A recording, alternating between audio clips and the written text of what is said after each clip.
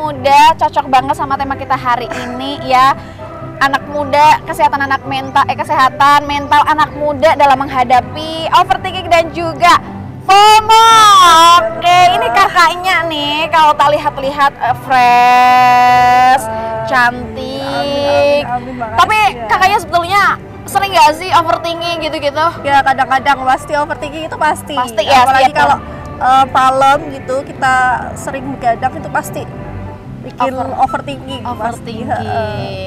Berarti kita nggak bisa memungkiri ya kayak bahwa siapapun itu pasti pernah overthinking dan pasti overthinking gitu.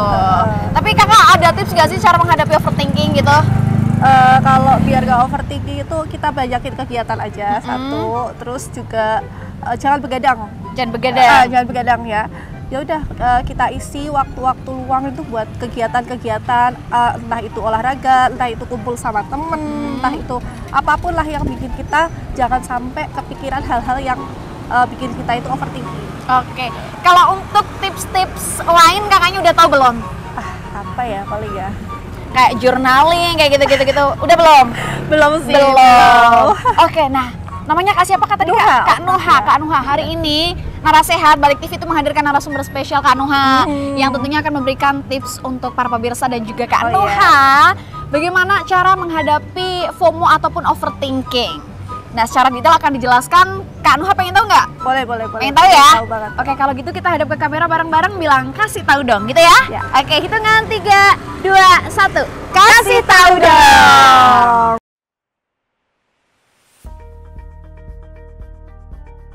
Untuk overthinking sama FOMO ini istilah yang lagi tren ya, banyak anak muda, banyak juga yang sudah mengalami gitu. Kebanyakan di sekarang ini kan overthinking, terus dikit-dikit FOMO gitu. Sebenarnya apa sih overthinking? Overthinking itu pikiran yang terus-menerus dialami oleh seseorang, itu baik memikirkan masa lalu atau memikirkan masa depan, dan itu berulang-ulang yang sampai mengganggu mungkin aktivitas atau mengganggu tidur atau sampai bisa kadang membuat stres gitu ya. Ini juga ada kaitannya dengan FOMO, fear of missing out gitu ya istilahnya ya. Jadi anak muda sekarang mungkin takut kehilangan ketinggalan tren gitu ya, terus ketinggalan apa sih yang lagi hype, lagi hit sekarang, nggak ngikutin, ketinggalan zaman. Nah, kemungkinan seperti itu. Jadi fenomena FOMO ini sebenarnya banyak terjadi yang sekarang gitu. FOMO ini kan banyak ya, ada yang kalau sekarang ini mungkin lagi musim lari gitu ya, atau nongkrong, kopi gitu, atau memakai pakaian tertentu yang lagi tren anak muda gitu ya. Nah, kadang kalau orang yang nggak ngikutin, anak muda nggak ngikutin, ini merasa ketinggalan zaman, terus kayaknya nggak pede, atau terus merasa dia kayak dikucilkan, nggak sama kayak temennya, seperti itu fenomena yang sekarang.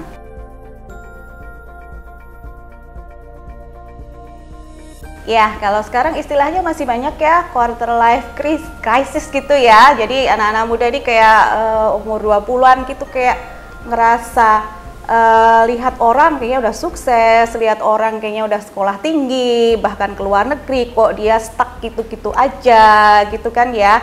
Apakah dia merasa jadi dia agak merasa dia tertinggal atau bagaimana? Itu sebenarnya quarter life crisis ya. Kalau FOMO itu lebih ke tren, apa yang sekarang terjadi, momen sekarang apa, dia ngikutin. Nah, anak muda ini banyak rentan, mungkin ada kaitannya ya antara FOMO sama quarter life crisis ini, karena mungkin era medsos yang sekarang ini banyak ditampilkan hal-hal yang seperti itu. Jadi pencapaian, padahal yang ditampilkan ini kan hanya highlight kehidupan ya, maksudnya secuplik kehidupan yang mereka alami aja, nggak semuanya.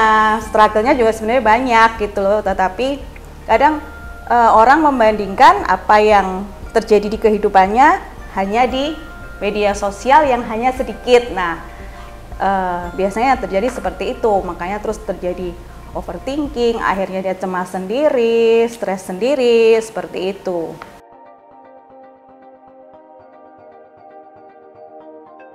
Sebenarnya terjadi overthinking sama FOMO ini nggak melulu anak muda ya, maksudnya dari anak-anak sampai usia dewasa pun itu juga kadang masih overthinking, itu wajar ya, lansia pun overthinking, bahkan bisa juga yang udah dewasa juga FOMO gitu, ikut-ikut yang tren-tren yang sekarang gitu ya.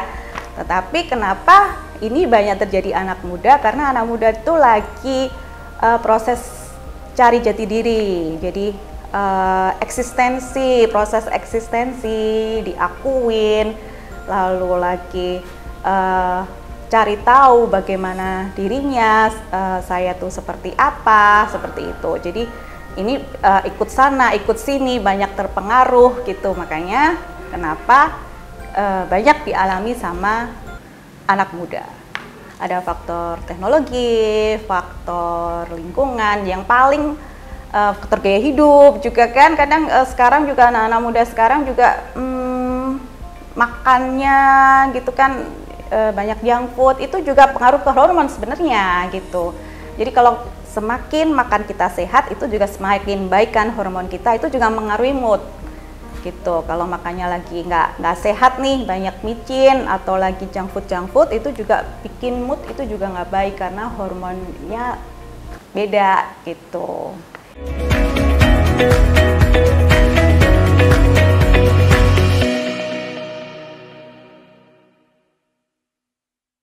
Halo pemirsa, jumpa lagi bareng aku, tentunya masih di Aku Suma dan masih di Narasa tentunya. Kita bergeser lagi ya, kita cari-cari anak muda ya yang sering banget ngalamin overthinking dan juga FOMO tentunya. Dan kita sudah ketemu sama respondennya. Halo Mas, kenalan dulu dong. Bareng Mas siapa ini? Mas Erik. Mas Erik. Yeah. Mas Erik masih apa nih? Masih COD apa ini? Masih mencari teman buat melepas Wah. pikiran yang ada di kepala. Berarti gitu. ini Mas Erik masih overthinking. Iya, ya, pastinya. Cocok banget sama tema kita hari ini Mas Erik ya. Anak muda dalam menghadapi overthinking dan juga FOMO ya. Tapi Iya, benar. overthinking tuh yang gimana sih Mas menurut Mas Erik? Menurut saya sih overthinking tuh sesuatu hal yang terlalu dipikirkan. Sebenarnya itu baik atau gimana, atau buruk atau gimana Mas? Sebenarnya ada positifnya, ada negatifnya sih. Kalau kita terlalu ambisi, tapi dengan kitanya nggak mampu, itu bakal jadi efek negatif di kitanya sendiri gitu. Itu dampaknya. Positifnya semua target tercapai. Semua oke, karena punya ambisi gitu ya Mas ya. Tapi Mas Erik tahu nggak sih kalau misalkan kita sering overthinking kayak gitu-gitu tuh bakal ada dampak secara fisik kayak gitu nggak sih Mas? Enggak sih, menurut saya enggak sih, menurut saya. Oke, menurut Mas Erik nggak ada ya? Oke, tapi mungkin berbeda dengan jawaban nanti narasumber kita hari ini Mas. Narasumber hari ini yang kita undang akan menjelaskan secara detail bagaimana dampak yang diakibatkan daripada overthinking dan juga FOMO ini Mas Erik. Tapi Mas Erik pengen tahu nggak sih? Pengen nggak? Boleh. Pengen ya? Pengen. Kalau gitu kita hadap ke kamera bareng-bareng bilang kasih tahu dong. Hitungan 3, 2, 1. Kasih tahu dong.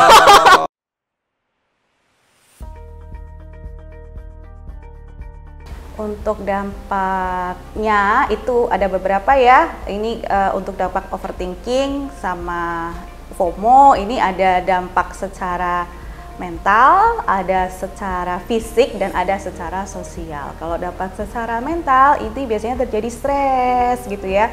Ada gangguan kecemasan, bahkan sampai depresi karena dia merasa mungkin beda, nggak percaya diri gitu ya. Terus kalau dampak fisik ini bisa, kalau anak-anak muda nih sakit lambung gitu ya, yang terus menerus nggak sembuh-sembuh gitu ya, lalu sakit kepala, lalu insomnia, nggak bisa tidur karena overthinking terus waktu malam gitu, itu kan mengganggu tidur ya. Lalu untuk dampak sosialnya dia jadi bisa menarik diri, jadi nggak mau bergaul gitu ya, menutup diri, seperti itu sih dampaknya. Karena psikis sama fisik ini kan terhubung ya, connected ya, jadi satu. Jadi kalau kita ada gangguan di psikis kita, ada gangguan di pikiran kita, ini langsung dampaknya ke fisik. Yang paling gampang biasanya kalau kita lagi stres ringan gitu ya, lagi ngadepin ujian atau lagi mau presentasi gitu, langsung mual gitu ya, langsung asam lambung naik gitu kan ya, atau langsung keliengan. Nah ini yang contoh yang paling nyata terjadi, karena apa yang kita rasakan, pikiran yang kita rasakan itu langsung berdampak pada tubuh gitu.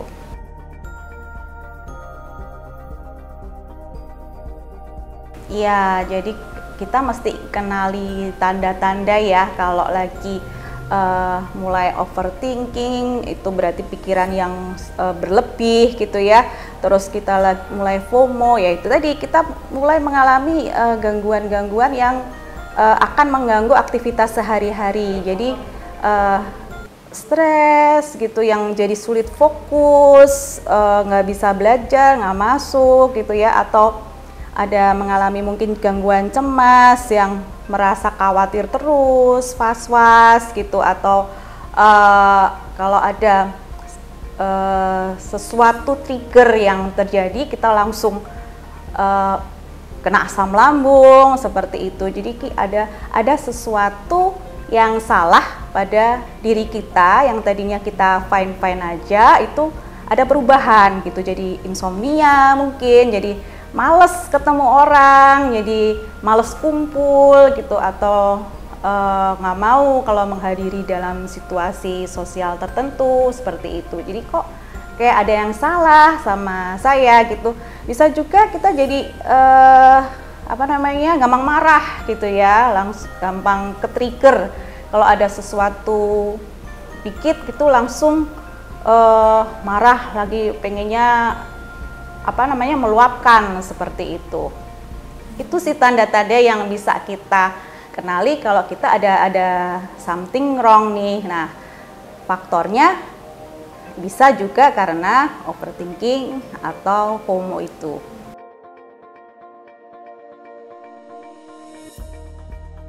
Nah, ini biasanya yang banyak dialami ya sama teman-teman yang anak muda sekarang ya. Jadi sudah merasa saya sebenarnya nggak pengen overthinking, tapi kenapa sih kalau malam itu kok selalu muncul, selalu ada dan berulang terus gitu ya. Nah, sebenarnya kalau kita seperti itu, kita sadar aja. Jadi, oh ini udah terlalu jauh nih mikirnya gitu. Kita sadar, kita tahu kalau masa lalu itu udah nggak bisa dirubah, dan masa depan itu juga belum tentu gitu ya. Jadi kita sadar pada saat ini, kita mindful gitu. Oh, saat ini saya fine, saya baik-baik aja gitu. Kita bisa ada cara untuk mindful ini 5, 4, 3, 2, 1. Kita melibatkan semua panca indera kita. Jadi kita cium-cium yang ada di sekitar kita, maksudnya kita bau-bauin dengan hidung, merasakan oh sekarang saya lagi di kamar kok, AC-nya dingin, enak, seperti itu. Ada suara motor lewat seperti itu. Terus kita ngelihat sekitar, oh ini kamarnya oke juga, kalau memang ada yang belum beres coba diberesin. Jadi kita itu namanya mindful. Jadi kita sadar saat ini. Terus kalau memang itu pikirannya masih berlarut, ya memang kita mesti mengalihkan ke aktivitas lain gitu ya. Seperti itu tadi, kalau misalnya nggak beres, ada yang tidak beres di kamar, ya coba kita beresin. Atau terus ada aktivitas yang lain mungkin, jadi kita belum menyelesaikan sesuatu, kita selesaikan sesuatu. Atau journaling itu juga bagus, menulis gitu ya. Kalau menulis itu kita ngungkapin perasaan seperti itu.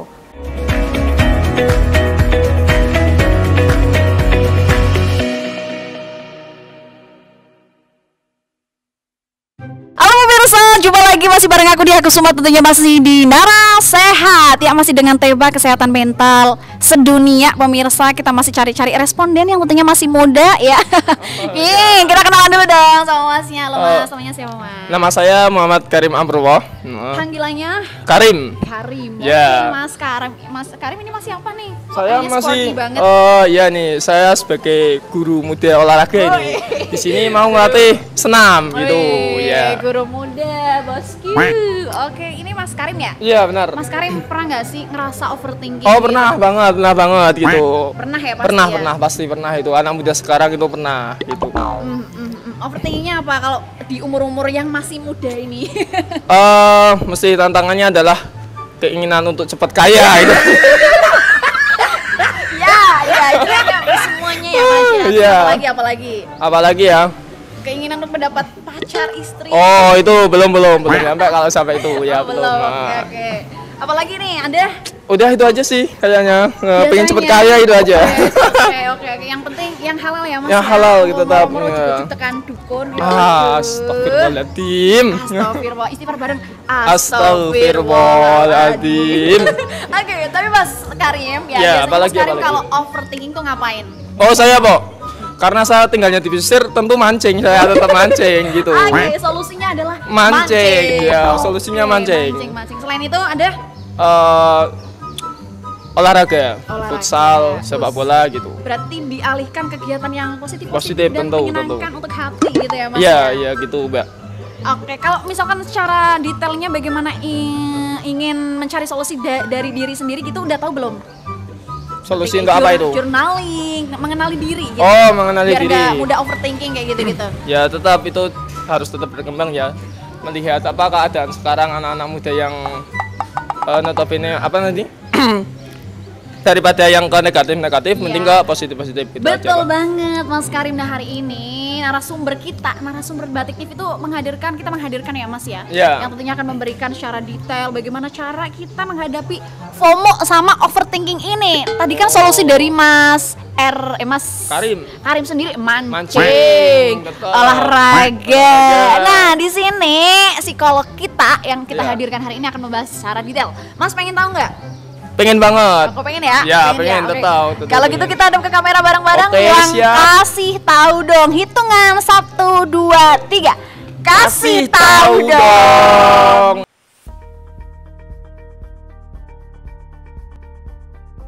Ya, toxic productivity ini banyak ya dialami sama teman-teman anak-anak muda sekarang ya. Sekali lagi karena medsos. Karena di medsos itu mereka memamerkan pencapaiannya gitu ya, memamerkan keberhasilannya gitu ya. Jadi dengan usia yang sama dia udah berhasil, dia udah bisa beli macem-macem, udah sering keluar negeri, kok saya masih seperti ini aja gitu ya.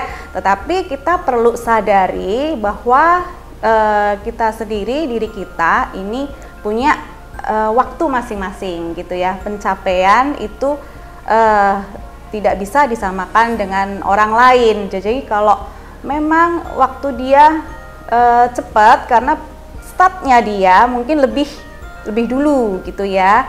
Nah, kita kalau memang dan struggle dia itu juga banyak yang yang tidak ditampilkan di media sosial. Nah, masalahnya teman-teman ini, anak-anak muda ini suka membandingkan nih hidupnya, jadi dia jadi kayak cemas, depresi sendiri gitu ya. Akhirnya FOMO dengan bekerja sekeras-kerasnya yang kadang tidak memikirkan dampaknya bagi diri kita gitu ya. Jadi overwhelmed gitu kan ya, jadi stres, jadi pusing, jadi insomnia gitu ya. Ini yang perlu diwaspadai. Jadi kita mesti sadar, kita mesti gali potensi yang ada dalam diri kita, bahwa kita punya kelebihan dan kekurangan masing-masing dan kita tidak bisa membandingkan kehidupan dengan orang lain gitu. Jadi kita tahu dulu, kita sadar dulu bahwa kita punya potensi yang lebih yang mungkin tidak dimiliki oleh orang lain, seperti itu.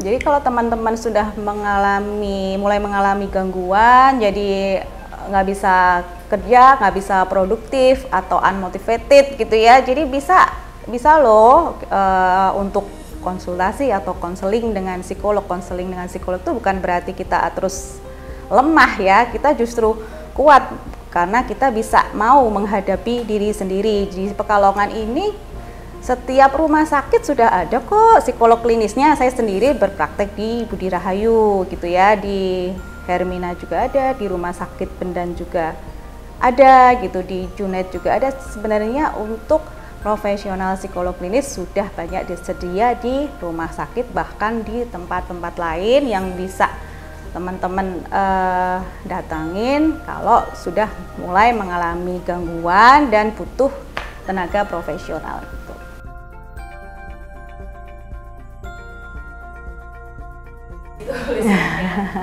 Ya, untuk anak muda tidak harus loh kita itu harus selalu produktif, tidak harus loh kita itu terlihat selalu bahagia gitu ya, tidak harus loh kita harus mengikuti tren yang ada, tapi itu malah bikin kita kayak unhappy gitu ya.